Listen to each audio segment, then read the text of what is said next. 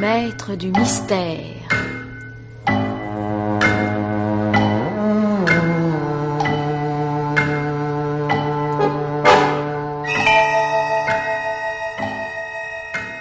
Parmi les chefs-d'œuvre de la littérature policière, Germaine Beaumont et Pierre Billard ont choisi pour vous ce soir Une affaire de famille, film radiophonique d'Edmond Constance, avec Jean Bollot, Pierre Lituac, Philippe Dumas, Jacques Sapin, Jean-Jacques Steen, Gaëtan Jor, Jacqueline Rivière, Geneviève Morel, Nicole Verville, André Var, Lisette Lemaire et Pierre Marteville.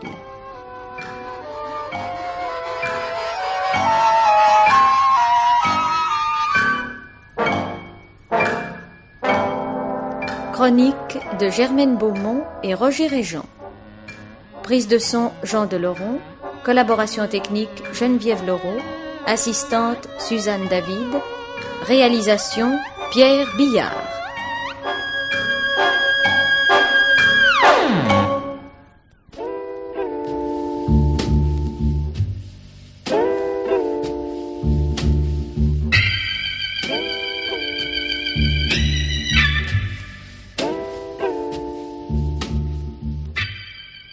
Allô, oui? Allô, le commissaire Béraud, s'il vous plaît. De la part de qui? Madame Bartal, sa cousine. Monsieur le commissaire, c'est votre cousine, Madame Bartal. Je vous le passe, madame. Merci. Allô? Jocelyne? Bonjour, Bernard. Et d'où m'appelez-vous? De Toulouse. Et que se passe-t-il? Eh bien voilà, je suis sans nouvelles de Charles depuis plusieurs jours. Oh, vous savez, avec la vie que nous menons à Paris, ce n'est sûrement pas grave. Mais est-ce que vous l'avez vu, vous? Eh bien oui, Attendez, nous avons dîné ensemble, c'était donc le 15 au soir. Ah bon? Et il allait bien? Oh, parfaitement bien, qu'est-ce qui vous prend? Enfin, depuis quand êtes-vous sans nouvelles? Mais ça fait 8 jours. Eh bien, vous en avez maintenant de plus fraîches. Non, vous êtes ridicule de vous inquiéter. Il m'écrit ordinairement tous les 2 jours. Alors je ne comprends vraiment pas. Bon, il aura gardé une lettre dans sa poche. Mais non, sûrement pas. Non, Bernard, je suis un peu inquiète. Vous ne voudriez pas... Bien sûr. Je mobilise toute la PJ pour retrouver votre mari. Enfin, je m'occupe de lui. Mais uniquement pour vous rassurer. Merci. Vous vous inquiétez à tort, chère Jocelyne. Avez-vous au moins téléphoné à son bureau? Oh non. Non, je n'ai pas osé. Oh, j'ai eu peur d'être ridicule. Une femme qui court après son mari, c'est un personnage de vaudeville. Non, mais avec vous, Bernard, je suis franche. J'ai peur. J'ai peur qu'il soit arrivé quelque chose à Charles. Voulez-vous me rappeler après le déjeuner? Oui. J'aurais fait un saut jusque chez lui ou j'aurais téléphoné à son bureau. Vous avez le numéro? Oui, Villette 43 2 fois. Bon. C'est noté. Voilà. Et c'est bien la société GTM, hein? Oui, c'est ça. Oh, je compte sur vous, Bernard, et je vous appelle vers 2 heures. À tout à l'heure, Jocelyne. À tout à l'heure, et merci. Votre cousin a disparu, si j'ai bien compris. Ouais, ce vieux cornichon aurait pu lui écrire, même s'il a des activités extra-conjugales. Sa femme était partie pour 3 semaines en province, chez ses parents. Oh, ça ne fait rien, il aurait pu me rappeler, moi aussi.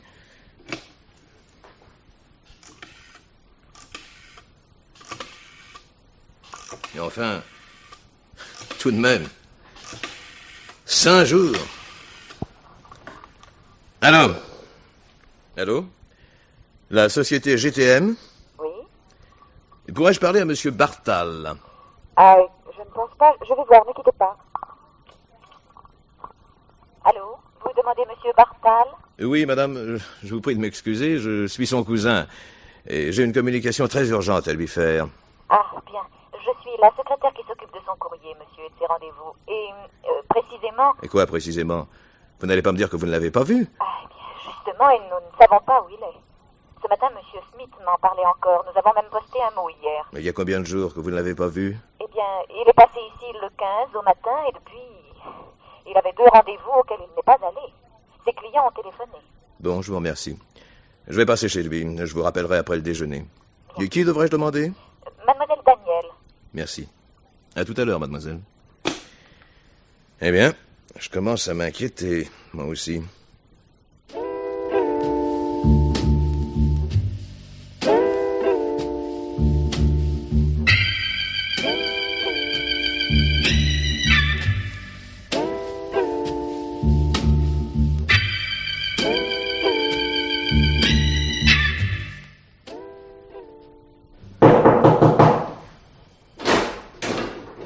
Vous cherchez, monsieur?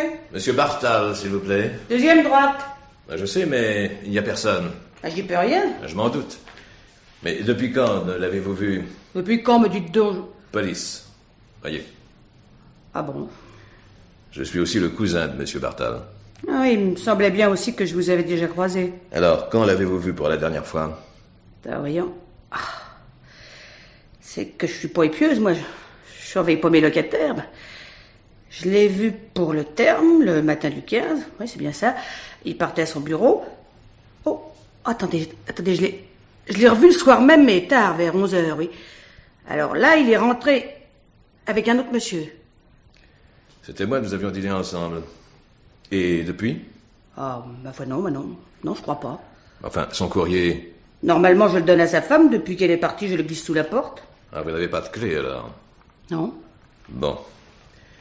Dites-moi, madame, tâchez de le voir et dites-lui de m'appeler d'urgence. Bernard, son cousin Bernard, le commissaire. Je vais lui mettre un mot sous la porte.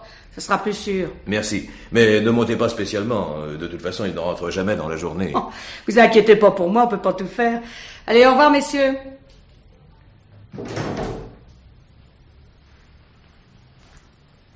Alors, patron, qu'est-ce qu'on fait? Eh bien, nous remontons, mais je n'avais pas besoin de la concierge. Enfin, vous allez essayer d'ouvrir.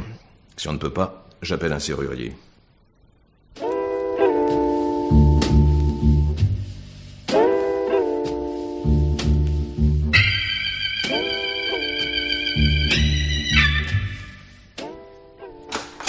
Oh mon Dieu! Par là, plus de sang! Oh, pauvre vieux. Pauvre Charles. Je vous présente mes condoléances, monsieur le commissaire. Merci. C'était mon cousin Germain. Sa mère et mon père étaient frères et sœurs. Qu'est-ce qui a bien pu se passer? Ne touchez à rien, surtout. Bien sûr. Il a dû avoir une embolie. Voyez comme il est calme. Pauvre vieux Charles. Oh, le tube de cachet, là. Ouais, il avait le cœur un peu surmené, il prenait un médicament. Il me l'a dit au cours de notre dîner. Ce qui expliquerait la mort naturelle. Pauvre vieux. Pauvre Charles. Et que fait-on?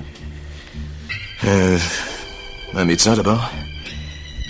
Puis le commissaire du quartier. J'appelle un toubib de chez nous? Ah oui. Pour les soins à donner maintenant, il est bien indifférent que ce soit l'un ou l'autre. Autopsie? Non, ce serait plus régulier. Étant donné les circonstances. Enfin, le médecin décidera. Pour la famille, une autopsie, c'est toujours de la peine en plus.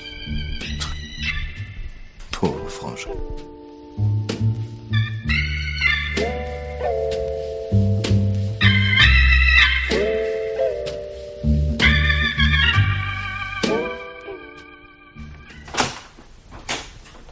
Bonjour, docteur. Bonjour, monsieur. Madame. Bonjour, monsieur. Où est-il? Je veux le voir. Madame, ce n'est plus possible. Oh, mon Dieu! Je puis vous assurer que votre mari n'a pas souffert. Allons, Jocelyne, voyons. Gardez donc le souvenir de l'homme que vous avez aimé. Et que ce soit lui bien vivant qu'il demeure sous vos yeux, voyons. Alors, nous vous laissons seul un instant. Venez, docteur. Venez, Pulsant.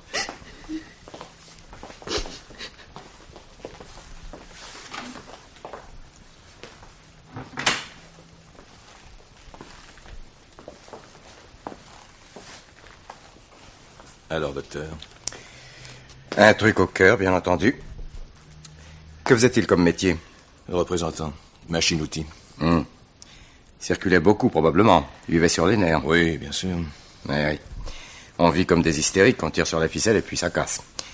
D'ailleurs, il se droguait pour son cœur. Oui, il prenait chaque mois une série de cachets antispasmodiques, je crois. Enfin, c'est ce qu'il m'avait dit. Et sa femme pourra le confirmer. Oui, aucune importance. Tout ça prouve que mon jugement est bon. Enfin, probablement, puisqu'il avait déjà des troubles cardiaques. Bon, alors, autopsie? Si vous êtes sûr. Bon, absolument. À quand remonte la mort? Approximativement au 16, au 15 peut-être. Je crois qu'il vaut mieux ne pas insister et le laisser dormir en paix. Votre collègue du quartier a fait le constat, tout est normal. Oui, vous avez raison. Évitons cette douleur encore à la famille. Regardez-la, la malheureuse. Mariée depuis quand? 5-6 ans. Allez la réconforter, patron. Je m'occupe des dernières formalités. Les parents de Madame Bartal arrivent par le prochain train. C'est le commissaire de Toulouse qui les a avertis. Bien. Je rédige mon papier. À propos, Bartal, à elle, simplement. Simplement.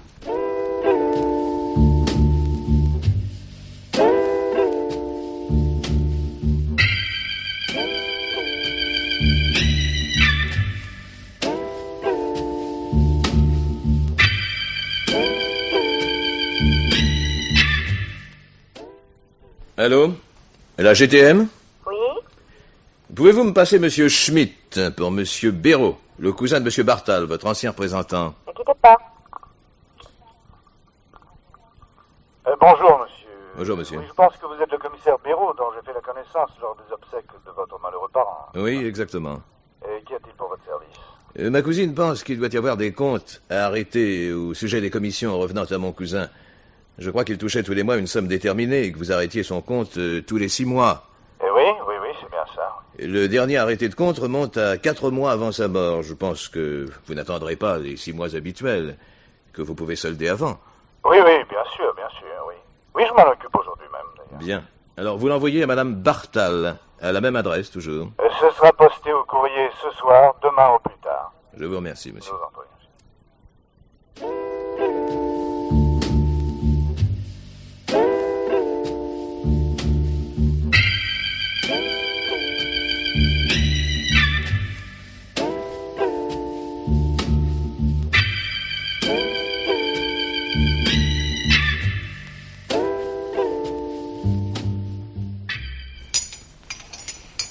Encore un peu de café, Bernard. Pourquoi pas. Merci. Non, un seulement. Un seul sucre. Merci. Alors, vous croyez que c'est vrai, ce décompte? Ma chère cousine, tout me paraît très en règle. Vous avez les numéros, les dates et les montants des chèques remis Oui, à mais Charles. les commissions, ils ont pu en faire sauter. Voyons, la GTM est une société importante. La comptabilité est tenue par des employés, enfin, vous voyez le genre. Si le patron, enfin le directeur, puisqu'il n'y a même pas de patron, était venu te dire de faire sauter des commissions... Et puis dites donc, ça fait quand même un joli total, ces chèques-là. Ainsi, c'est moi qui leur devrais de l'argent. Ça, c'est charmant. Remarquez que M. Schmitt dit dans sa lettre qu'il n'est pas question de vous demander... Heureusement, il manquerait plus que ça. Mais qu'est-ce que Charles a fait de tout cet argent, ça? Il avait de gros frais, vous savez, sa voiture... Je croirais plutôt qu'il avait des frais à côté. Ah non, bon, de la jalousie rétrospective maintenant. Oh, vous savez, les sorties, les bons restaurants, les spectacles. Une échappée de 2 jours dans un moulin de la région parisienne, par exemple. Qu'est-ce que vous voulez insinuer? Je n'insinue rien, j'affirme. Tenez, j'ai trouvé cette note dans son portefeuille. Tandis que j'essayais de rétablir ma santé chez mes parents, Charles s'offrait des week-ends en galante compagnie. Allons, vous Non, rêvez. non, je ne rêve pas du tout, mon cher ami. L'an dernier, aux vacances, il avait reçu une carte postale signée Daniel. Mais alors, qu'est-ce qu'elle disait, cette carte? Oh, rien, bien sûr, enfin, rien de passionné. Qui était-ce?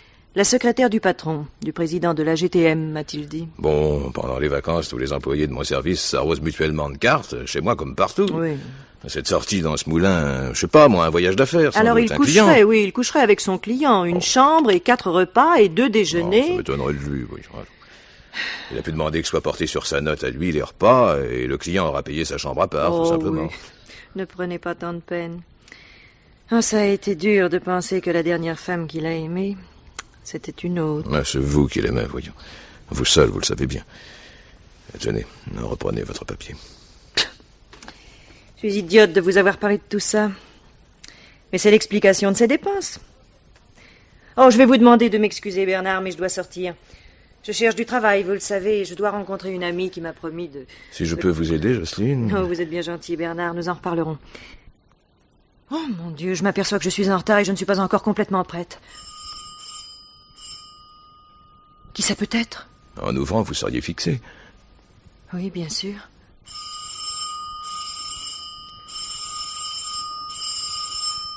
On s'impatiente. Je vais voir. Qu'est-ce que c'est? C'est l'étage au-dessus, je crois. Une erreur, si j'ai bien compris. Ah oui, il y a des gens invraisemblables. Oh, dites-moi, Bernard, je ne vous ai pas offert un petit alcool. Mais si, j'ai refusé. Non, je n'ai peut-être pas assez insisté, comme j'aurais dû. Vous prenez toujours un petit verre, d'habitude. Le dimanche, quand la béatitude m'est permise. Mais jamais les jours ouvrables. Et puis, vous êtes en retard. Oh non, ça, je suis pas une minute près. Non, alors vrai, c'est non? Non, c'est non. Mais dites donc, Oui? j'ai ma voiture. Je peux vous déposer quelque part. Oh non, merci, c'est à 100 mètres d'ici. Bon. Eh bien, je vous verrai dans 2 ou 3 jours, si vous le voulez bien.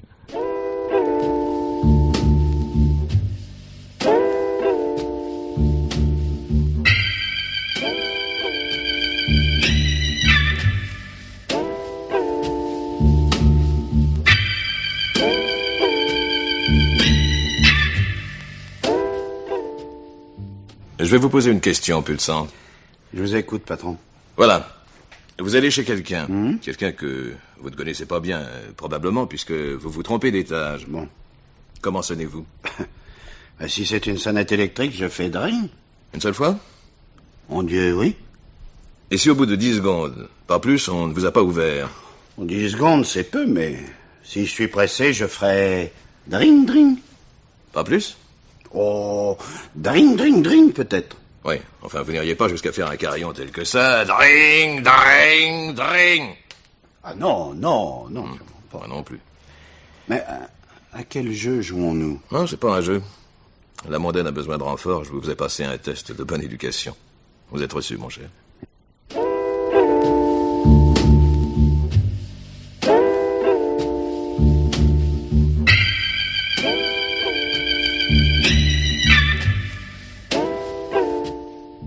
Je vous remercie, monsieur le directeur. Ainsi, mon cousin n'avait aucune raison de garder des notes de frais, hôtel, restaurant, pour ses déclarations fiscales. Certains représentants défalquent leurs frais réels dans leurs déclarations d'impôts. Mais généralement, ils se contentent de déduire le pourcentage professionnel consenti par l'administration des finances. C'est tellement plus simple. Oui, bien sûr. Eh bien, maintenant, je vais vous mettre entre les mains de la secrétaire, qui pourra peut-être répondre à votre autre question par ici. Je vous en prie. Mademoiselle Daniel. Oui, monsieur. Voici Monsieur Béraud. Vous savez, c'est le cousin de ce pauvre Monsieur Bertard. Il va vous poser 1 ou 2 questions. Bien, monsieur le directeur. Je vous laisse, monsieur. Au revoir. Au revoir, monsieur. Et merci pour toutes vos amabilités. Je vous en prie. Mademoiselle, Monsieur. nous nous connaissons, je crois, par téléphone, tout au moins. Oui, je crois bien que c'est vous qui m'avez répondu. Oui, c'était moi, monsieur, je m'en souviens parfaitement. Qu'y a-t-il pour votre service? Mais d'après ce que m'a dit monsieur Schmitt, c'est vous qui vous occupiez du courrier, des coups de téléphone. Oui. Des 2 représentants que vous avez au siège de la GTM. Oui, comme par définition, ils ne sont pas souvent au bureau, il faut bien qu'on note leurs messages, leurs rendez-vous et qu'on assure leur liaison avec la clientèle. Et vous pourriez me dire ce que faisait mon cousin les 7 et 8 du mois dernier? Les 7 et 8, attendez, je crois que le mieux, voilà, c'est que je consulte mon agenda. Oui, je puis vous renseigner. J'avais pris pour lui 2 rendez-vous. L'un pour le 7 après-midi aux Forges de Bobigny et l'autre pour le 8 au matin aux ateliers de décolletage de Creil. Vous voyez? Voilà, il s'agissait pour M. Bartal de montrer 2 de nos machines en plein fonctionnement à un client de Marseille. Et ils y sont allés? Oh, oui, certainement. Le Marseillais était là et le contrat a été signé par conséquent. Mais attendez, je peux, si vous le voulez, le vérifier en téléphonant aux 2 usines. Non, c'est inutile. Connaissez-vous le moulin de la Grandière? Oui, c'est une hostellerie du côté de Maintenon. Non? Pourquoi? Mon cousin le connaissait, je crois. Oui, et alors? Il aurait pu vous le faire connaître. Oui, il arrive souvent que des camarades de travail fassent une petite sortie, un repas ensemble. Entre copains, bien entendu. Entre copains à 100 kilomètres? Tant que ça, vous croyez? Je n'en sais rien, mais il me semble que maintenant... Votre mémoire est peut-être meilleure que la mienne. Mais il n'est pas question de mémoire, monsieur. Je ne suis jamais allée à ce moulin de la Randière. Grandière? De la Grandière, si vous préférez. Il m'est arrivé de déjeuner avec monsieur Bartal, en copain, comme vous dites, mais c'était au petit restaurant du coin. Ah, c'est bien ce que je pensais. Mais, dites-moi, est-ce qu'il n'aurait pas pu aller déjeuner avec son Marseillais à la Grandière? Je ne sais pas, je ne crois pas, non. Oui, évidemment, il déjeunait souvent avec des clients. Oui, c'est sans doute ce qu'il a surmené. Et puis ça faisait enrager sa femme. Vous la connaissez? Oui, nous nous sommes vus une fois. Elle était venue chercher son mari. Ah, elle vous a vu. Alors je comprends pourquoi elle... Qu'est-ce que vous voulez dire? Comme vous avez pu le constater, Madame Bartal est une femme remarquablement belle, mais dans un genre différent. Vous ne lui cédez en rien.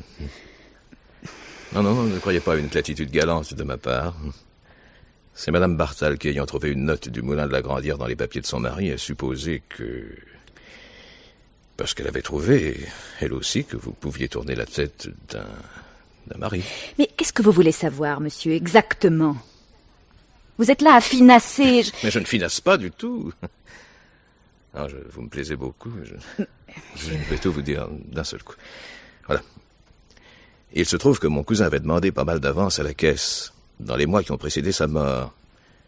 Et sa femme suppose qu'il avait une maîtresse qui lui coûtait cher. Ah. Et cette bonne âme a pensé tout de suite à la secrétaire de son mari. Eh bien, sachez que je vis chez ma mère et que je gagne honorablement ma vie.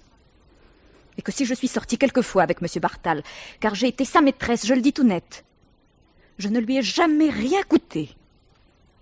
Il m'a offert un sac et 3 ou 4 livres, mais c'est tout. Tandis qu'elle, sa femme, elle avait besoin d'argent, souvent. Je ne sais pas ce qu'elle en faisait, ça ne me regarde pas. Mais 2 ou 3 fois, M. Bartal a soupiré devant moi. Ah, zut, il faut encore que j'aille quémander de l'argent, ma femme m'en réclame. Je vous remercie de votre franchise, mademoiselle. Vous l'aimiez? Oh, j'étais libre, vous comprenez? Mais très bien. Très bien. Mon cousin était un homme très sympathique. Je vous remercie. Et peut-être vous importunerai-je encore. Si de votre côté vous aviez besoin de moi, voici ma carte, avec mon numéro de téléphone.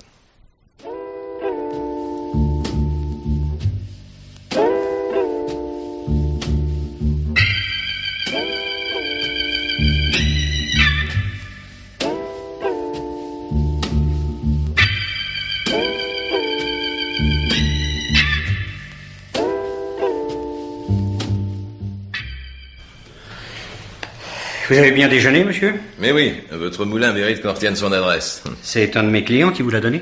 Oui, monsieur Viardot. Ah, je vois que ça ne vous dit rien. C'est qu'alors il vient incognito, sans doute. Et si on veut une chambre en semaine, il faut la retenir, bien sûr. Oui, c'est plus sûr. Mais en semaine, vous avez de grandes chances d'en avoir une. Vous faites remplir une fiche? Oui, naturellement. C'est parfois gênant, surtout pour la femme, quand ce ne serait que pour la date de naissance. Oh, enfin, nous faisons remplir la fiche, mais nous ne demandons pas la carte d'identité. Et s'il y a ensuite des recherches, un contrôle, et qu'on s'aperçoive que vous êtes contenté d'un faux nom? Jamais de pépin jusqu'à présent. Et puis, comment vient-on à la Grandière? En voiture, fatalement. Alors le numéro est porté sur la fiche, et ça, nous le vérifions. Ce qui fait que si je vous demandais qui a occupé la chambre 2 dans la nuit du 7 du mois écoulé, vous pourriez me le dire? Certainement. Si vous aviez qualité pour me poser cette question. J'ai. Voyez. Parfait. Il ne s'agit que d'un contrôle d'alibi. Ne craignez rien de moi, surtout. Voilà. Le 2 nous avait été retenu par téléphone, vous voyez, là, au nom de monsieur Jacques Stern. Étranger? Nationalité française, dit l'affiche. Et la voiture immatriculée à Paris semble le confirmer. 64-73 MN 75. Et vous ne vous rappelez pas quelque chose, le signalement du couple, couple illégitime sûrement. Probablement. Attendez. Maryse! S'appelle Marie comme tout le monde, mais Maryse, ça fait mieux. Voilà, monsieur. Voilà, Maryse. Oui. Vous souvenez-vous des clients du 2 qui sont venus le 7 avril et qui ont déjeuné, qui ont pris une bouteille de champagne dans leur chambre dans l'après-midi? Dans les chambres, ce n'est pas le même prix qu'au restaurant. Maryse. Oui. Ils ont dîné, le lendemain, ils ont déjeuné. Ils avaient la table 9. Ah, oui, je vois. Un type de théâtre. Oh, je vous ai même demandé si vous le connaissiez. Il parlait toujours de théâtre, de mise en scène, d'acteurs. Ah, oui, j'y suis. Oui, un très beau couple, ma foi. Ah oui. Oui, personne ne le connaissait, elle non plus, d'ailleurs. Une artiste, sans doute.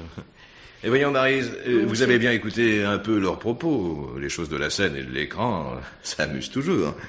Une artiste peut-être, mais je la connais pas. Une rousse, mince, assez grande, avec des yeux verts en amande. Elle devait s'appeler Jacqueline parce qu'il lui disait Lynn. Jacqueline ou Jocelyne, par exemple. Ah je sais pas, peut-être. Merci, Maryse. Vous êtes très gentil. Merci. Bien. Au revoir, monsieur. Voyez-vous, patron, l'alibi est excellent. Tout est parfait. Puis-je vous offrir un cognac? J'ai là une excellente bouteille. Non, je vous remercie, mais je reviendrai. En client.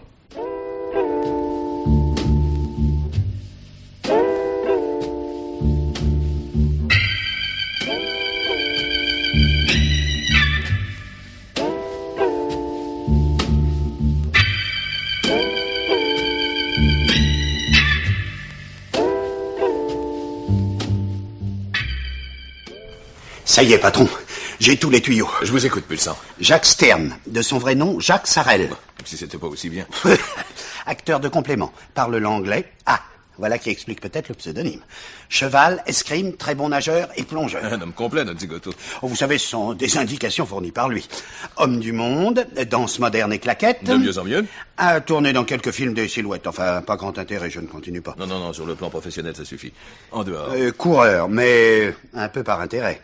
Et le chéri d'une riche brésilienne un peu mûre. C'est elle qui lui a offert le cabriolet sport 64-73 MN75 qui nous a permis de retrouver notre artiste. Pas de trace de lui chez nous?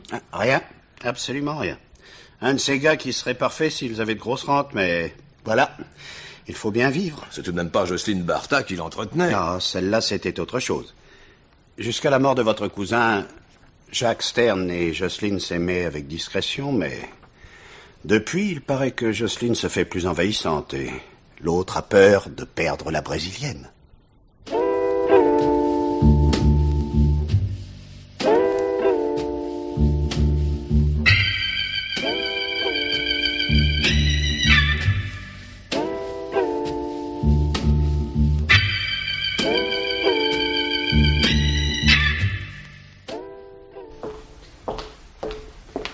Bonsoir, Bernard.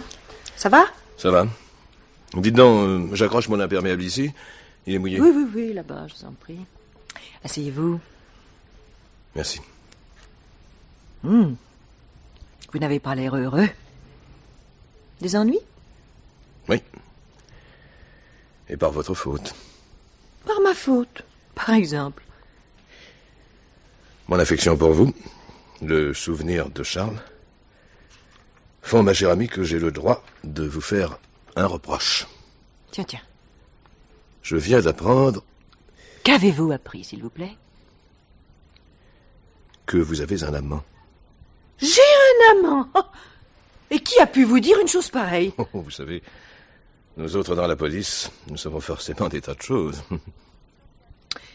Et quand cela serait? Ne suis-je pas libre, hélas? Oh, mais vous êtes libre, oui. Seulement... Vous auriez mieux fait de me le dire tout bonnement. Je comprends qu'une jeune femme de votre âge, veuve, soit pas très portée vers la solitude. J'aurais eu un petit pincement au cœur en pensant à mon pauvre Charles, mais je ne vous en aurais pas tenu rigueur. Et notre amitié n'en eût point été altérée. Ah, parce que vous m'en voulez, si je comprends bien. Pouvez-vous m'imaginer, vous disant, mon cher Bernard, j'ai un amant? Vous m'auriez sans doute répondu que cela ne vous regardait pas. Bon, bien sûr, si vous me l'aviez annoncé ainsi, sans raison, ça j'aurais été étonné, je l'avoue. C'est tout ce que vous avez à me reprocher. Ah oui, que c'est pas grand-chose, Bernard. Mettons que je ne vous ai rien dit par pudeur, simplement. Vous n'avez jamais réfléchi au danger de mentir, fût-ce par omission? Danger? Ça, je ne vois vraiment pas. Supposez que, surpris par cette révélation de cet homme dans votre vie, je me mette à penser qu'il y était avant la mort de Charles. Je vous dirais que vous m'insultez. Et lancé dans cette voie, je pourrais même imaginer que ce n'est pas votre mari qui s'est rendu au moulin de la Grandière, mais vous, par exemple. Et pas seul. Mais quelle stupidité, enfin, pourquoi une telle supposition, gratuite? Gratuite? Mais pas pour vous. Puisque c'est vous qui avez réglé la note. Je devrais vous jeter à la porte, Bernard. Non seulement vous m'accusez d'avoir un amant, mais encore de le payer. Enfin, Bernard, est-ce mon genre? Voyez comme vous êtes stupidement mauvais. Le 7, j'étais dans le train de Toulouse. C'est Charles qui avait pris mon billet. Il m'a conduite au train et m'a regardé partir, voilà. Mais on peut descendre en cours de route. À Orléans, par exemple. Grimper dans un certain cabriolet sport rouge et se retrouver à la Grandière pour l'heure du déjeuner. Quelques 80 kilomètres, c'est un bon apéritif. Mais où est-ce que vous allez chercher tout ça? Enfin, c'est proprement inimaginable. C'est peut-être pourquoi je ne l'ai pas imaginé, mais constaté. Allez-vous-en. Allez-vous-en, Bernard. Je ne peux pas supporter d'être ainsi soupçonné, insulté chez moi. Je ne suis jamais allé à ce fameux moulin. Tenez, allons-y ensemble et on verra bien si on me reconnaît. Et si ce n'était pas vous, avec qui donc était votre amant? Mais ça ne me regardait pas à ce moment-là. Une femme rousse, aux yeux verts, répondant au diminutif de Lynn. Ça serait curieux comme coïncidence. Oh, assez, sortez! Pas encore. Si, sortez tout de suite. J'en ai assez de vous voir patauger dans ma vie privée. Vous n'avez rien à y faire. Votre vie privée ne m'intéresse pas. C'est la mort de mon cousin qui m'intéresse. Qu'est-ce que vous voulez dire? Je me demande de quoi est mort mon cousin, si brutalement. Et que voulez-vous insinuer? Alors, je pense que l'amour du théâtre, l'envie de triompher aux côtés d'un homme qu'on aime, alors qu'un mari s'y oppose... Et je l'aurais tué pour ça? Pour monter sur les planches? Oh non! Oh, commissaire Béraud, quittez la police et écrivez des romans noirs, ça vous rapportera davantage. Oh, vous avez une imagination délirante. Et d'ailleurs, de quoi m'accusez-vous? Je vous accuse d'avoir empoisonné votre mari. Oh, il commençait à trouver que vous dépensiez beaucoup d'argent. Oh, sans savoir que c'était pour cet individu. Oh, je vous en prie. Je le répète, votre mari mort, vous avez touché une bonne assurance vie. Et vous pouvez disposer du pavillon de Rosny-sous-Bois, le vendre au besoin. Et Jacques Stern a pu entamer des pourparlers pour la location d'un théâtre parisien. Ah, vous finirez par devenir drôle. C'est dans les policiers loufoques que vous devrez vous spécialiser. J'étais à 700 kilomètres de Paris quand mon mari est mort. Alors comment l'aurais-je tué?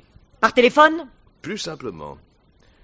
En vidant un cachet de son antispasmodique, en le remplissant d'une saleté de cyanure quelconque, et en remettant le cachet dans son tube. Je parle d'un cyanure, ou d'une variante, parce qu'on pensera fatalement à un accident cardiaque. Ce qui est arrivé d'ailleurs. Si c'est un canular que vous montez, c'est bêtement sinistre, tout au moins pour moi. Alors pesez vos paroles et dites-moi si vraiment vous songez à m'accuser. Ça sera fait dès demain. Je demanderai l'autopsie de mon pauvre Charles. Faites bien attention, Bernard. Vous le regretterez.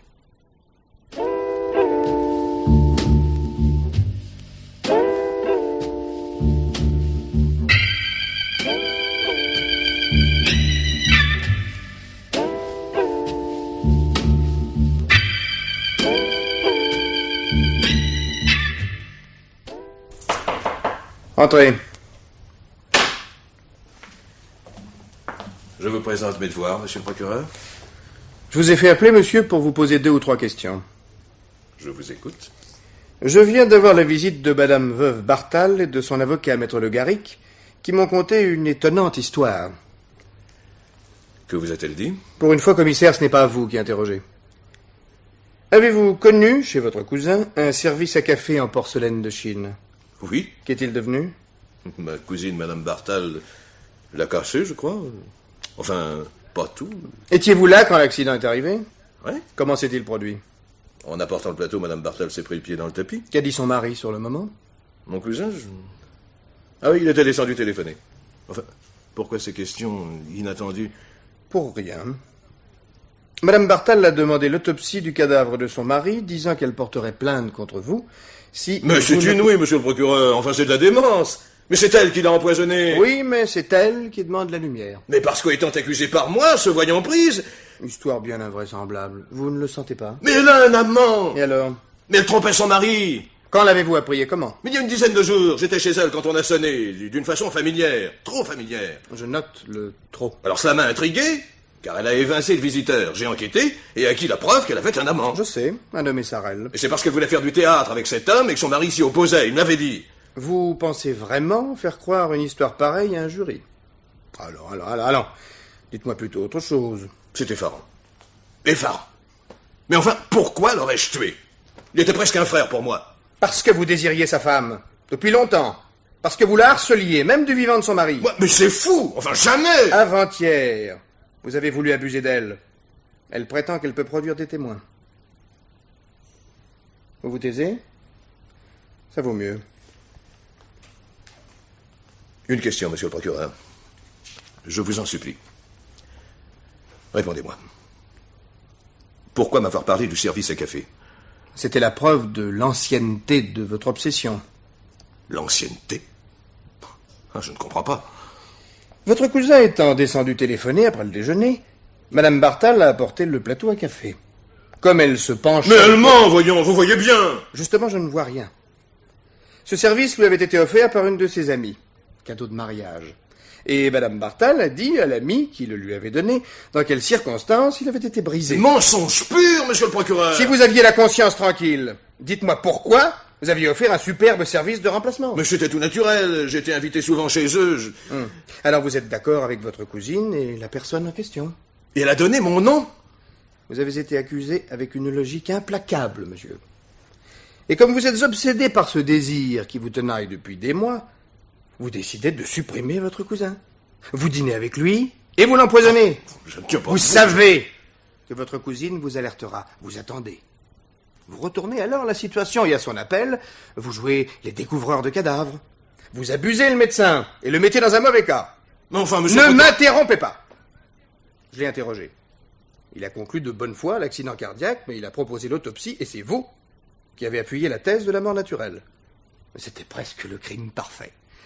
Il ne vous restait plus qu'à jouer les grands amis, les bons cousins, et faire réapparaître avec tact votre amour ou votre désir ancien pour prendre la place de votre victime peu à peu. Mais vous avez un doute soudain.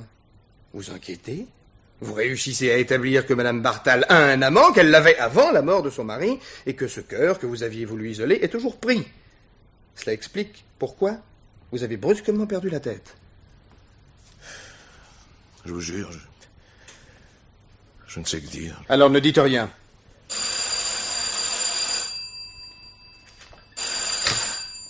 Excusez-moi. Allô, qu'est-ce que c'est? Comment? Mais... Enfin... Mais c'est impossible. Oui. Ça change tout.